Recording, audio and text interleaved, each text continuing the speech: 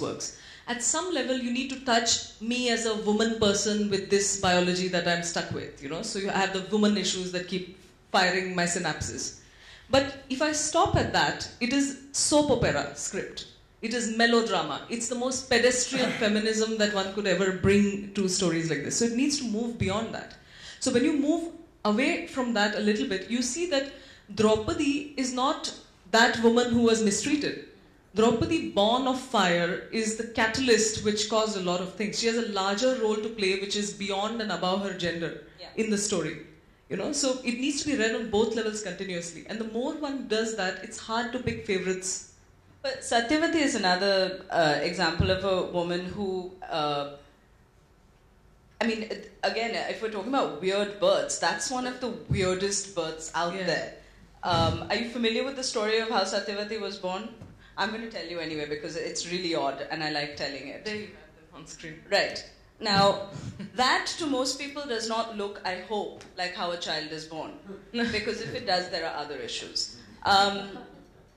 So the story is that Satyavati's biological father was out hunting, had been sent out hunting, at which point, there is no other way to say this, he felt extremely horny.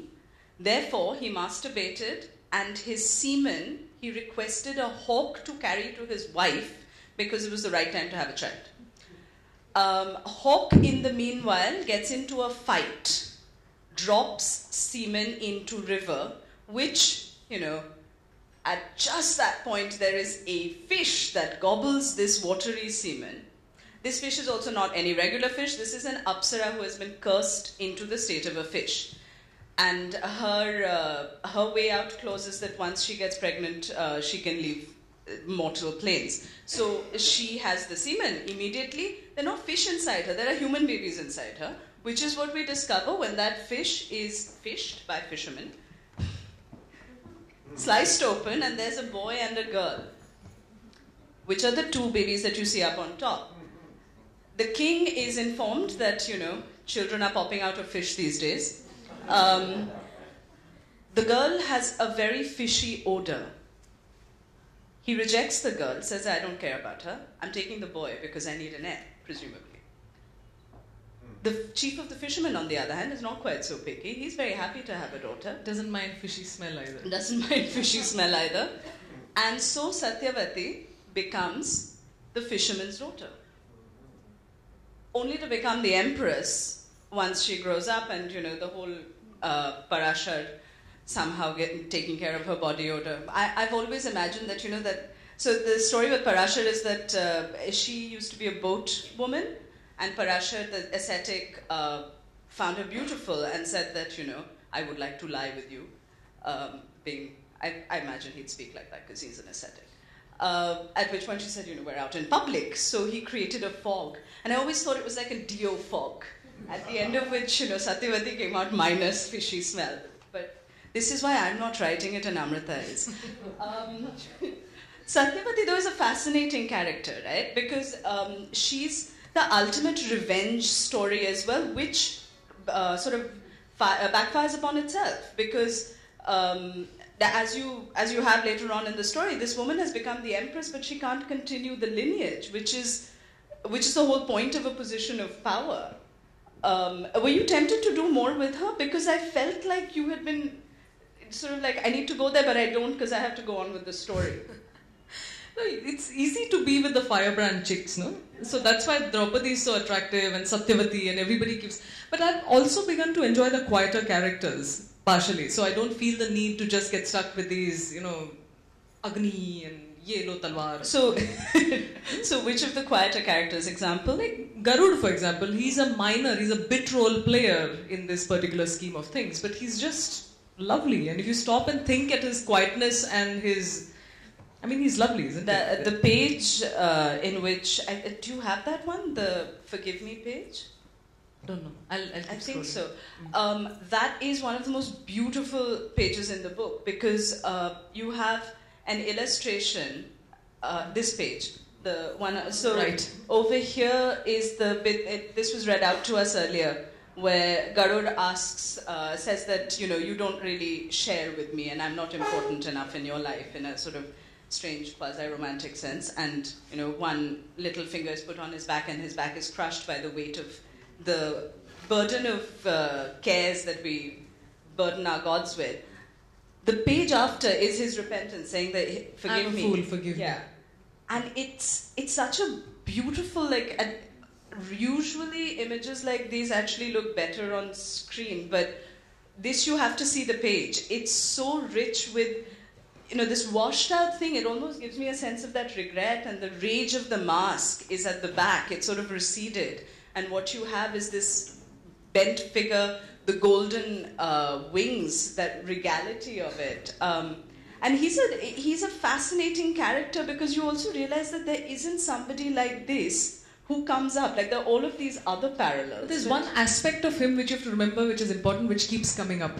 The mark of Garud is this glorious gold that had to reduce itself in order to be comprehensible to us.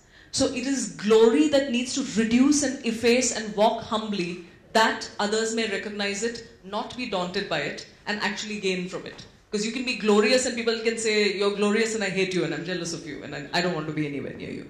So, that sort of thing happens again. You have Krishna appear as what? As a cowherd? Like, how much humbler? Like, in an extremely hierarchy-obsessed setting, notice what the avatar comes as. As the one who's kingmaker. Raja banke nahi baithna hai. So, this sort of thing is also something that recurs. So, the essence of Garud appears again. So, which also neatly brings me to the next thing I wanted to talk to you about. Masculinity. Hanji. Heroism, what does it mean for you in this myth? I can tell you what it does not mean for me. It does not mean clenched jaw and rippling muscles and taut abdomen. So there aren't going to be any six-packs at Kurukshetra. No, there may be. Okay. You need the strong warriors as well as the smarties and the cunning ones. But really that is not what it is. I see the Mahabharata as being, over and above everything, a book of etiquette. It tells you how to act, how to behave as a student, as a lover, as a teacher, as a follower, when to lead, how to follow, kind of thing. So, which is not traditionally how glorious masculinity is portrayed. I'm not so much into glorious masculinity. I like slightly girly boys and slightly fiery women. So yeah, so androgyny ideal state, not so much. So actually, are we running? We're probably running out of time. So are there questions? Because I can keep asking questions, but thank you for your patience with this. And you have time, but question and answers. Any questions? Any images you'd want to go back to, or? I'd like you to talk about red, color red, in the whole of the exercise. Yeah. It's a grabber, no? The color, yeah. For me, really, the red is very much a blood thing which I need to keep periodically inserting. So the book begins with red. Kurukshetra for me is soil soaked in blood. Therefore, more than browns, it is probably going to head more in the direction of reds. So it keeps it visceral, keeps it gory. You want to go back to? The fractal is also red. Yes, it is, yeah. But it's also the primary colors, no, I'm working with. So there's Vishnu in blue and Sheshnag in red.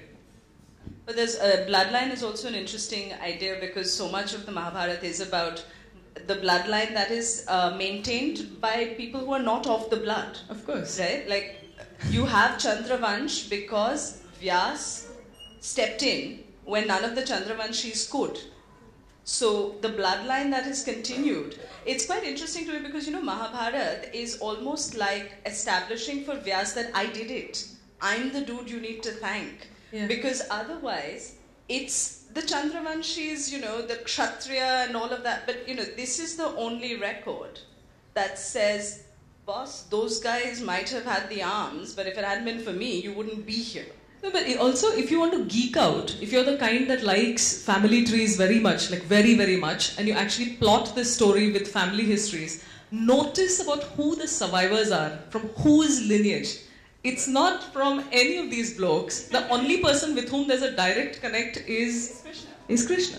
So, puri Krishna ki leela hai na? So, you have your Vishnu, you have your Mohini, you have your Avatar, you have all these things happening, and it's all, there's a lot of little coded inside Which is jokes. why when you were saying that, you know, the cover being Vishnu was an instinctive thing for you, it's, you know, it's instinct striking gold. Because, like you said, Parikshit, ultimately, even Janmeja, it's that line. It's actually Krishna's line that's surviving the other blood, as it were. And there are all of these attempts to make this other blood sort of somehow revive and keep flowing, but no. Questions, anyone? Anything about process, about story, whatever? Excuse me.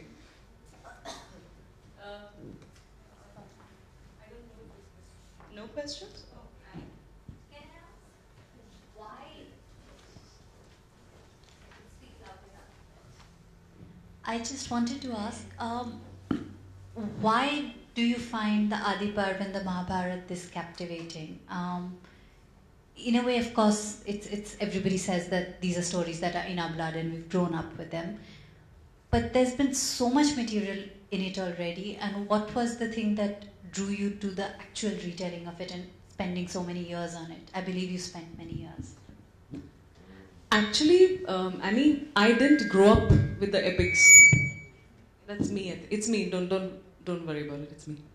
I did not really grow up with the epics so much. I have grown up in Goa, which tends to have a slightly more dilute, all-around coverage with mytho stuff. My parents are also decidedly atheist, like really so. They were the first ones who couldn't comprehend why I was working on this theme, and it continues to some degree. So I have come to these stories later in life, and in a fairly solitary way, that way, like working my way around them. I didn't have a grandmom that told me stories. I have not grown up where Ram Leelas were happening, or where cowards were being taken around from village to village. It's not what I grew up with, really. So I'll be damned if I know. It's a fascination. It's kaise kahe without sounding like a complete phony. It's like I was meant to do this. There's nothing else to say about it, honestly. Yeah. And I would say that you're right, there's so many retellings of the Mahabharata that have, they keep popping up like mushrooms.